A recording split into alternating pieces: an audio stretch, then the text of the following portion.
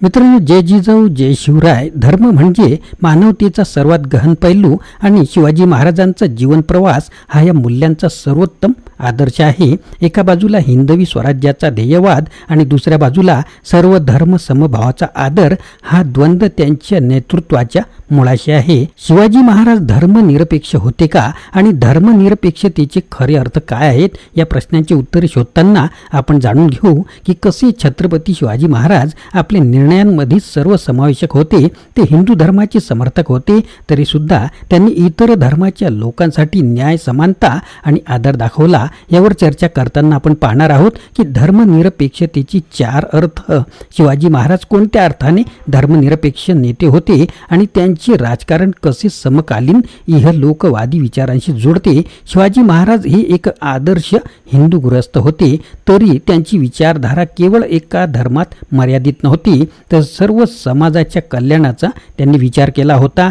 चला या प्रेरणादायी विषयाच्या सखोल चर्चेत आपल्याला नेऊया. शिवाजी महाराज धर्मनिरपेक्ष होते पण नेमके कोणत्या अर्थाने? त्यांच्या निर्णयांमध्ये धर्माचा कोणता विचार होता? धर्मनिरपेक्षतेची चार अर्थ आपण जाणून घेतले पण शिवाजी महाराज यांनी आपल्या राजकारणात हे चारही अर्थ कसे प्रतिबिंबित केले? शिवाजी महाराजांनी आपल्या राज्यकारभारात इतर धर्मांना कसा सन्मान दिला आणि त्यांची राजकीय धोरणे धर्मनिरपेक्षतेच्या कोणत्या आधारावर होती? धर्मनिरपेक्षता म्हणजे केवळ सेक्युलरिझम नाही तर इहलोकवादी विचारसुद्धा आहे. या संदर्भात शिवाजी महाराजांचे राजकारण कितपत आधुनिक होते? शिवाजी महाराज आदर्श हिंदू गृहस्थ होते परंतु त्यांनी धर्माच्या मर्यादेपलीकडे जाऊन सर्व समाजाच्या एक संगतीचा विचार कसा केला? आजच्या काळात शिवाजी महाराजांच्या धर्मनिरपेक्षतेचा आपल्याला कसा आदर्श घ्यावा लागेल? आपण त्यांच्याकडून काय शिकू शकतो? मित्रांनो, या सर्व प्रश्नांची उत्तरं आपण या व्हिडिओत पाहूया. मित्रांनो, आपण जर चॅनलवर नवीन असाल आणि नवीन शिवप्रेमी असाल तर या व्हिडिओला लाईक करा, शेअर करा आणि इतकंच नव्हे तर चॅनलला सुद्धा सबस्क्राईब करायला विसरायचं नाही आहे. चला सुरुवात करूया या अप्रतिम विषयाला. मित्रांनो, आता आपण जाणून घेणार आहोत धर्मनिरपेक्षता आणि शिवाजी महाराज. प्राध्यापक नरहर कुरुंदकर यांच्या पुस्तकातील काही विचार. छत्रपती शिवाजी महाराज हे महाराष्ट्राचे अधिदैवत असल्याप्रमाणे आहेत. लोकोत्तर पुरुषांविषयी समाजामध्ये आदर भावना असतेच पण काहींच्या बाबत हा आदर हा एक लोकोत्तर स्वरूप धारण करतो. त्या आदराला भक्तीचे स्वरूप येते. मानवीपणाच्या साऱ्या मर्यादा ओलांडून आपल्या आदरणीय व्यक्तीचा विचार यानंतर लोक ईश्वर तुल्य विभूती म्हणूनच करू लागतात. छत्रपती शिवाजी महाराजांचे स्थान महाराष्ट्रामध्ये जवळपास ईश्वर तुल्य असे झालेले आहे. म्हणून माणूस म्हणून त्यांचा विचार करणे तत्वतः लोकांना मान्य असले तरी व्यवहारात असा विचार सुरू होताच सर्वसामान्य जनतेच्या भावना दुखावल्या जातात असा अनुभव आहे. महाराजांचे सारे चरित्रच अत्यंत अद्भुत घटनांनी भरलेले असल्यामुळे धर्मप्रधान असलेल्या 17व्या शतकातील मनाला हा ईश्वरी अवतार आहे असे वाटले नसते तर नवल मानावे लागले असते. हे ईश्वरी अवतारपणाचे कवच झुगारून देऊन शिवाजी महाराजांच्याकडे शूद्रांचा नेता व माणूस म्हणून पाहण्याचा म्हणजे आधुनिक दृष्टीने जनतेचा नेता म्हणून पाहण्याचा मान महात्मा फुले यांच्याकडे जातो. समाजाचे मन धार्मिक असले म्हणजे अलौकिक कृत्य करणारा समाज नेता ईश्वरी अवतार म्हणून पाहिला जातोच पण ईश्वर ही कल्पना सुटी नसून धर्माचा भाग आहे. म्हणून ज्या व्यक्तीकडे समाज ईश्वरी अवतार म्हणून पाहिल त्या व्यक्तीला समाज धर्माचा नेता म्हणूनही पाहिल ही गोष्ट उघड आहे. छत्रपती शिवाजी महाराजांना हिंदूंचे धार्मिक नेते म्हणून पाहण्याच्या प्रवृत्तीचा उगम हा असा महाराजांना ईश्वरी अवतार समजण्यात आहे. धर्माधिष्ठित राजकारण करणाऱ्या मंडळींनी शिवाजी महाराजांना धर्मनेता केलेले नसून त्याला ईश्वरी अवतार मानणाऱ्या मंडळींनी हे कार्य करून ठेवले आहे. कारण धर्मसंस्थापना हे ईश्वरी अवताराचे एक कार्यच असते. धर्मनिरपेक्षता चार अर्थ कोणते? धर्मनिरपेक्षता ही कल्पना आपण समजतो तशी निश्चित अर्थाची नाही. कारण जरी आपण धर्मनिरपेक्षता हा एकच शब्द वापरत असलो तरी त्या शब्दाच्या मागे असणारा आशय मात्र एक नाही. कमीत कमी चार वेगवेगळ्या अर्थांनी धर्मनिरपेक्षता हा शब्द वापरला जातो. शिवाजी महाराज हे धर्मनिरपेक्ष नेते होते ही गोष्ट त्यापैकी एकाच अर्थाने खरी आहे. उरलेल्या तीन अर्थांनी त्यांना धर्मनिरपेक्ष म्हणता येणार नाही. शिवाजी महाराज कोणत्या अर्थाने धर्मनिरपेक्ष होते हा मुद्दा समजून घेण्यासाठी आपल्याला वेगवेगळ्या कल्पना समजून घेतल्या पाहिजे. एकतर धर्मनिरपेक्षता ही कल्पनाच आपल्या मनाशी समजून घेतली पाहिजे. दुसरी म्हणजे धार्मिक नेत्याचे स्वरूप आपल्या मनातील समजून घेतले पाहिजे. आणि तिसरे म्हणजे एखादी व्यक्ती आपल्या जीवनात धार्मिक असली तरी ती सामाजिक जीवनात धर्मनिरपेक्षतेची पुनर्स्कर्ती असू शकते हा मुद्दा आपण समजून घेतला पाहिजे. आणि तिसरं म्हणजे एखादी व्यक्ती आपल्या जीवनात धार्मिक असली तरी ती सामाजिक जीवनात धर्मनिरपेक्षतेची पुरस्कर्ती असू शकते हा मुद्दा आपण समजून घेतला पाहिजे. विशेषतः शेवटचा मुद्दा समजणे आणि समजला तरी मनाला पटणे अतिशय कठीण आहे. धर्मनिरपेक्ष राजकारण. आधुनिक भारतात धर्मनिरपेक्ष नेत्याचे नमुनेदार उदाहरण म्हणून सर्वांच्या समोर पंडित जवाहरलाल नेहरूंचे नाव येते.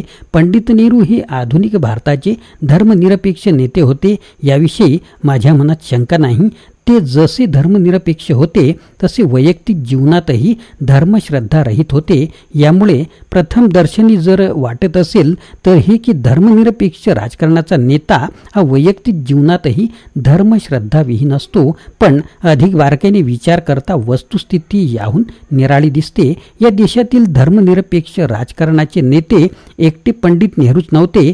महात्मा गांधीही याच राजकारणाचे नेते. आधुनिक भारत हे जाती धर्मातील राष्ट्र आहे. हे जाती धर्मातील राष्ट्र गांधीजींना राष्ट्रपिता मानते. तेव्हा महात्मा गांधी हे या धर्मनिरपेक्ष राष्ट्राचे राष्ट्रपिता आहेत. यावरून जर कुणी गांधींची वैयक्तिक जीवनात धर्मरहित होते असे अनुमान काढणार असेल तर हे अनुमान संपूर्णपणे चूक ठरणार आहे. महात्मा गांधी आपल्या वैयक्तिक जीवनात संपूर्णपणे धार्मिक गृहस्थ होते. किंबहुना जे धार्मिक राजकारणाचे नेते होते त्यांच्याहीपेक्षा वैयक्तिक जीवनात गांधीजी जास्त धार्मिक होते. त्यांची ईश्वरावर श्रद्धा होती. पाप पुण्य पुनर्जन्मावर श्रद्धा होती. धर्म आणि प्रार्थनेवर श्रद्धा होती. किंबहुना आपण जे काही कार्य करतो आहोत ते ईश्वरी आदेशानुसार करतो आहोत अशीही त्यांची श्रद्धा होती. तरीही कुणी गांधीजींना भारतातील समाज जीवनाचे धार्मिक नेते मानणार नाही. धर्मनिरपेक्ष सामाजिक जीवन जगणारे, त्या प्रवाहातील समाजकारण राजकारण करणारे हे सगळे नेते सार्वजनिक जीवनात धर्मनिरपेक्ष तर खाजगी जीवनात संपूर्णपणे धार्मिक असे दिसतात. धर्मनिरपेक्ष राजकारणाचा नेता वृत्तीने धर्मरहित असलाच पाहिजे हा आग्रह खोटा आहे हे यावरून दिसून येईल. शिवाजी महाराज हे धर्मनिरपेक्ष राजकारणाचे नेते होते किंवा त्यांचे राजकारण धर्मनिरपेक्ष होते असे म्हटल्याबरोबर जी पहिली शंका येते की महाराजांसारखा खाजगी जीवनात संपूर्णपणे धार्मिक असणारा नेता धर्मनिरपेक्ष नेता कसा होऊ शकेल. या शंकेला उत्तर म्हणूनच वर मनाने धार्मिक असणारे पण सामाजिक कार्याच्या दृष्टीने धर्मनिरपेक्ष असणारे नेते उल्लेखलेले आहेत. आपल्या वैयक्तिक जीवनात शिवाजी महाराज धार्मिक होते यावर दुमत असण्याचे कारण नाही. ते शिवभक्त होते. त्यांच्या घराण्यात तुळजापूरच्या भवानीची भक्ती होती. त्या परंपरेला अनुसरून त्यांच्या घरी देवीचे नवरात्र बसत असणारच. सगळे परंपरागत कुल धर्म कुलाचार शिवाजी महाराज पार पाडत असावेत यात वाद नाही. शिवाय त्यांना वैदिक मंत्रांनी राज्याभिषेक झाला. हा अभिषेक त्यांनी जिद्दीने घडवून आणला यातही वाद नाही. शिवाजी महाराज हे धर्मनिरपेक्ष नेते होते असे म्हटल्याबरोबर लोकांना कुठेतरी मनात दुखावल्यासारखे होते आणि मग ते महाराजांच्या देवळांना भेटी, त्यांच्या मनात असणारा साधू संतांविषयीचा आदर, त्यांची मुंज, त्यांना झालेला वैदिक अभिषेक याविषयी बोलू लागतात. इतक्या सगळ्या धार्मिकतेच्या खानाखुणा उघड दिसत असताना या महापुरुषाला धर्मनिरपेक्ष काय म्हणून म्हणायचे? केवळ आजच्या राजकारणाच्या सोयी पाहण्यासाठी केलेली ही चतुराई आहे का? आधीच समाजमन या पुरुषाला ईश्वरी अवतार मानते. शिवाय त्याचे खाजगी जीवन संपूर्णपणे धार्मिक होते. हिंदू धर्मावर महाराजांची कठोर निष्ठा होती. आपण हिंदू असल्याबद्दल त्यांना अभिमानही होता. मग त्यांना धर्मनिरपेक्ष राजकारणाचे नेते का म्हणावे? धर्म हा संस्कृतीचा गाभा हा मुद्दा समजून घ्यायला असेल तर मग आपल्याला धार्मिक राजकारण आणि धर्मनिरपेक्षता या कल्पना समजून घ्याव्या लागतील. पण या कल्पना समजून घेण्यासाठी मुळात धर्म हीच कल्पना समजून घ्यावी लागेल. काही जणांच्यासाठी धर्म ही आध्यात्मिक आणि नैतिक बाब असते. त्यांना धर्म ही आध्यात्मिक आणि नैतिक बाब वाटते. ती माणसे व्यक्तिगत जीवनात धार्मिक असूनही सामाजिक जीवनात धर्मनिरपेक्ष असू शकतात. उलट खरा धार्मिक माणूस अधिकच धर्मनिरपेक्ष असण्याचा संभव आहे.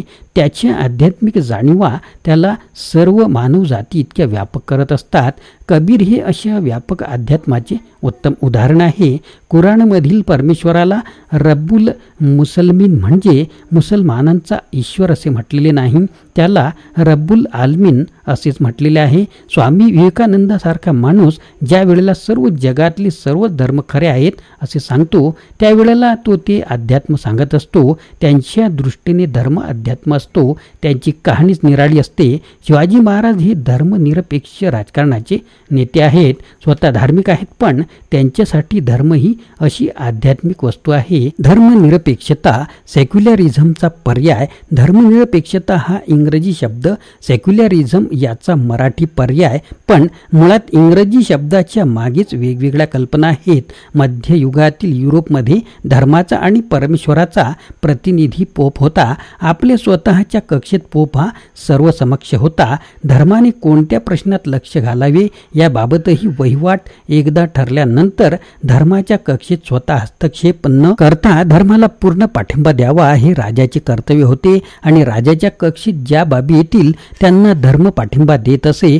एका अर्थी राजसत्ता आणि धर्मसत्ता यांनी परस्परांशी संगनमत करून जीवनाचे सगळे क्षेत्रच व्यापलेले होते असे म्हणायला हरकत नाही. सेक्युलरिझमची ही सर्वात जुनी कल्पना आहे. या कल्पनेत धर्माच्या पेक्षा राजाची कक्षा निराळी मानली असली तरी जनतेच्या गुलामगिरीवर धर्म आणि राजा या दोघांचेही एकमत होते. जनतेच्या मनाला शरीराला गुलाम करणारी ही व्यवस्था सुद्धा धर्मनिरपेक्ष राजवट म्हणूनच ओळखली जाते. ज्या वेळेला शिवाजी महाराज हे जनतेचे नेते होते आणि ते धर्मनिरपेक्ष राजकारणाचे नेते होते असे आम्ही म्हणतो, त्यावेळेला ही कल्पना गृहीत नसते. महाराजांचे राजकारण धर्मनिरपेक्ष होते असे म्हणताना काय गृहीत धरायचे नाही याचा हा एक भाग आहे. रोमन कॅथलिक आणि प्रोटेस्टंट यांचा जो दीर्घकाळ झगडा युरोपमध्ये चालू होता, त्यातून सेक्युलरिझमची दुसरी कल्पना उदयाला येते. या कल्पनेप्रमाणे प्रत्येक धर्माने आपापल्या प्रजेच्या जीवनाचे नियंत्रण करावे. आपापल्या गटाच्या बाबतीत धर्म हे स्वायत्त असावेत. या दोन धर्मगटांनी परस्परांवर आक्रमण करू नये याची दक्षता घेणे आणि शांतता सांभाळणे, व्यवस्था पाहणे, परचक्रापासून संरक्षण करणे ही कामे राजसत्तेने पाहावी. दोन धर्मगटांच्या मध्ये राजसत्तेला समतोल ठेवायचा असल्यामुळे राजसत्ता धर्मनिरपेक्ष आणि तटस्थ असते. सेक्युलरिझमच्या जुन्या कल्पनेचाच नव्या परिस्थितीत हा एक अवतार आहे. जुन्या कल्पनेत राजा एका धर्माला पाठिंबा देण्यास वचनबद्ध होता. या नव्या कल्पनेत धर्माच्या अधिसत्तेपासून राजा मोकळा झाला. उलट धर्माच्या भांडणात राजा मध्यस्थ राहणार असल्यामुळे धर्मगुरूपेक्षा राजा महत्त्वाचा झाला. राजाच्या दृष्टीने ही दुसरी कल्पना अधिक स्वातंत्र्य सांगणारी होती, पण सर्वसामान्य जनतेच्या दृष्टीने फारसा फरक नव्हता. माणसाच्या जीवनात धर्माची अधिसत्ता आणि माणसासाठी धर्माची गुलामगिरी याही कल्पनेत कायमच होत्या. शिवाजी महाराज यांचा विचार करताना धर्मनिरपेक्षतेची ही कल्पना सुद्धा स्वीकारार्ह नाही हे उघड आहे. इहलोकवादी विचार 20व्या शतकात मार्क्सच्या प्रभावामुळे धर्मनिरपेक्षतेची अजून एक तिसरी कल्पना उदयाला येते. विज्ञानाच्या विकासामुळे अनेक धार्मिक कल्पना खोट्या ठरल्या. त्यामुळे धर्म हे अंधश्रद्धेचेच प्रामुख्याने गाठोडे आहे. मानवी जीवनातील नैतिकता आणि आध्यात्मिकता जतन करण्यासाठी धर्माच्या पांगळ्या आधाराची गरज नाही. धर्म ही माणसाच्या मनाला गुलाम करणारी अशी बाब आहे. म्हणून राजसत्तेने धर्माबाबत तटस्थ राहून चालणार नाही, तर राजसत्तेने प्रखरपणे धर्माच्या विरोधी बाजू घेतली पाहिजे.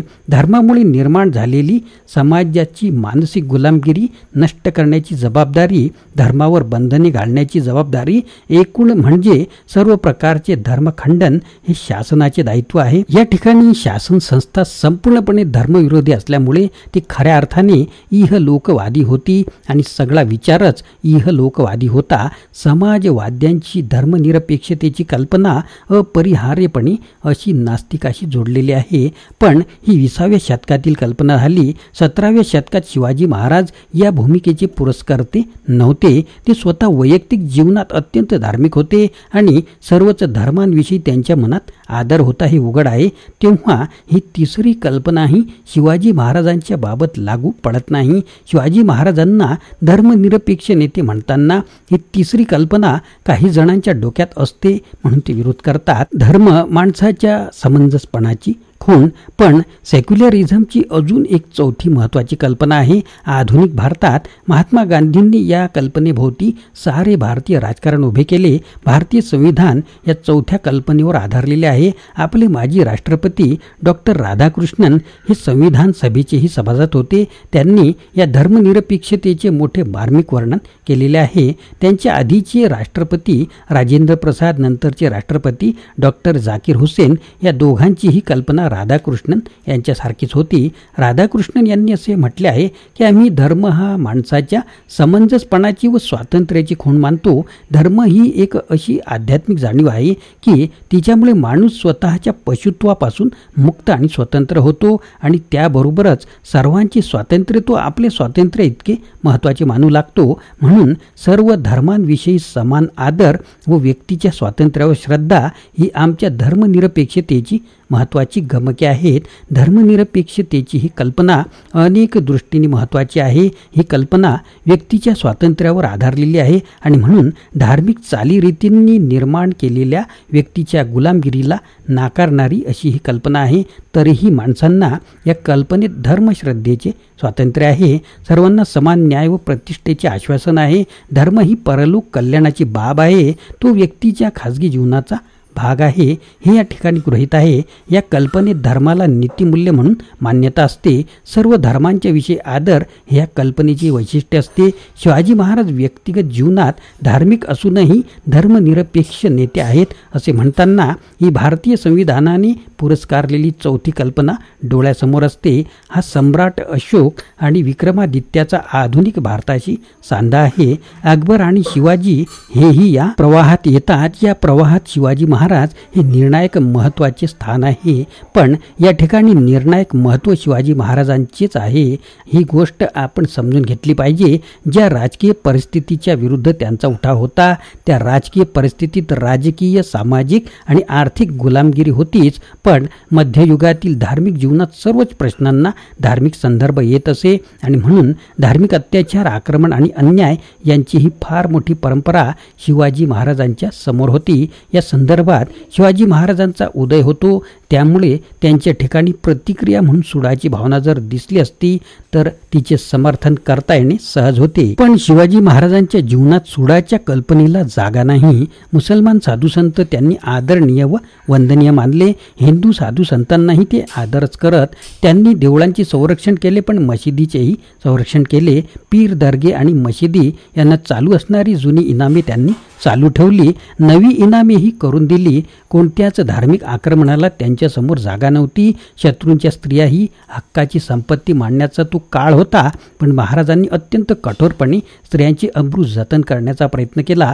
त्यांच्या शत्रूंनीही हे त्यांचे कार्य मान्य केले आहे. त्यांच्या मनात सम्राट अकबरांविषयी नेहमीच आदर राहिला. अकबराचे उदाहरण डोळ्यासमोर ठेवण्याचा सल्ला त्यांनी औरंगजेबाला दिला आहे. रणांगणावर नेहमीच दोन सैन्यांची लढाई होई. त्यात सैनिक मारला गेला की त्याचे सामान धुळीत पडत असे. समोर मुसलमान सैनिक होते त्यामुळे कुराण हा धर्मग्रंथ नेहमीच रणांगणात धुळीत पडत असे. या धर्मग्रंथाचा अनादर होऊ नये म्हणून तो आदरपूर्वक उचलणे, पेटीत ठेवणे व पुढच्या मुक्कामावर त्या धर्माच्या अनुयायांच्या हवाली काळजीपूर्वक ग्रंथ सोपवणे याविषयी ते दक्ष असत. महाराजांनी शत्रूची स्त्रीही संरक्षिली. कुराण ग्रंथाचा नेहमीच आदर बाळगला. हे मुस्लिम वृत्तांतकारांनीही लिहून ठेवलेले आहे. शिवाजींचे साकार होणारे चित्र या सर्व वर्णनातून क्रमाने एक चित्र साकार होते. वतनदारांच्या जुलमातून जनतेचे संरक्षण करणारा शिवाजी, सर्वात धर्म, अब्रू आणि प्रतिष्ठा संरक्षण करणारा शिवाजी, परधर्माला आदरपूर्वक वागवणारा शिवाजी, आपल्या प्रजेच्या निष्ठा चारित्र्याच्या जोरावर संपादन करणारा शिवाजी, असे हे एक जनतेच्या नेत्याचे चित्र आहे. या चित्राचा आकार मध्ययुगाप्रमाणे राजेशाहीचा आहे. त्याचा आशे आपल्या काळाच्या कक्षेत छेदून बाहेर पडणारा लोकशाहीचा, धर्मनिरपेक्षतेचा व लोककल्याणाचा आहे.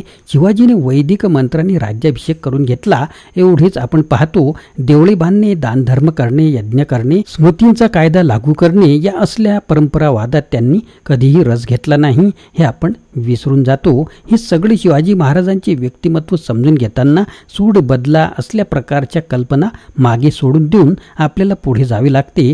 सूड आणि द्वेष या आधारावर कोणत्याच राष्ट्रातील समाजाचे नेते उभे नसतात. जनतेच्या नेत्याचा आधार जनतेच्या कल्याणाविषयीची आस्था आणि जनतेविषयीचे प्रेम हा असतो. जेव्हा महाराजांचा विचार करताना या प्रेम, औदार्य व न्याय अशा उदात्त नीतिमूल्यांचा आधार घ्यावा लागतो हे उघड आहे. म्हणून एका जमातीच्या द्वेषावर हे नेतृत्व उभे राहणे शक्य नव्हते. कोणत्याही धर्माचा अगर जातीचा द्वेष महाराजांजवळ नव्हता हे जर आपल्याला समजले नाही तर मुसलमान सिद्धीच्या विरुद्ध महाराजांचे आरमार लढले. त्यातील बहुतेक मोठे नेते मुस्लिम दर्यावर्दी होते. या घटनेचे रहस्यही आपल्याला कळणार नाही. आग्र्याला जाताना जे निवडक सोबती शिवाजींचे आपल्या बरोबर घेतलेले आहेत त्यात मदारी मेहतर हा एक मुसलमान आहे. महाराजांभोवती असणारा गोतावळा कुलीन वतनदारांचा कधीच नव्हता. तो नेहमीच बहुजन समाजातील 18 पगड जातींच्या जनसामान्यांचा होता. आदर्श हिंदू गृहस्थ या घटनांचा उलगडा कसा करायचा हा अनेकांच्या समोर वाद आहे. याचे उत्तर मुळात हिंदू समाजाच्या परंपराच अतिशय उदार आणि सर्वसमावेशक आहेत. शिवाजी महाराज हे आदर्श हिंदू गृहस्थ होते म्हणून ते असे वागले असे देण्याचा मोह होणे स्वाभाविक आहे. शिवाजी महाराज आदर्श हिंदू गृहस्थ होते यात वादच नाही. पण या ठिकाणी हिंदू शब्द अंधश्रद्धा आणि जातीभेद यांनी भरलेल्या कचऱ्याचा बोधक नसून तो कोणत्याही धर्मात असणाऱ्या उदात्त नीतिमूल्यांचा बोधक आहे. जो नियम शिवाजी महाराजांना आपण लावतो तोच महात्मा गांधींना लावायला धार्मिक राजकारणाचा विरोध आहे.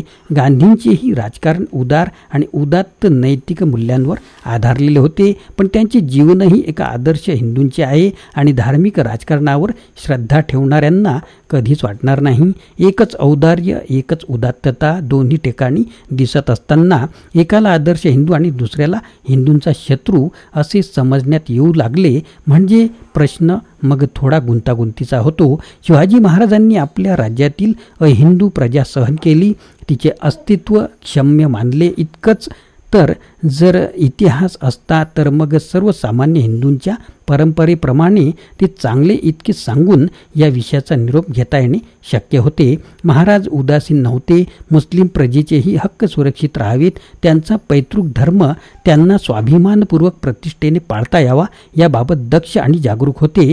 सर्व धर्माविषयीचा आदरभाव त्यांच्या ठिकाणी क्रियाशील होता.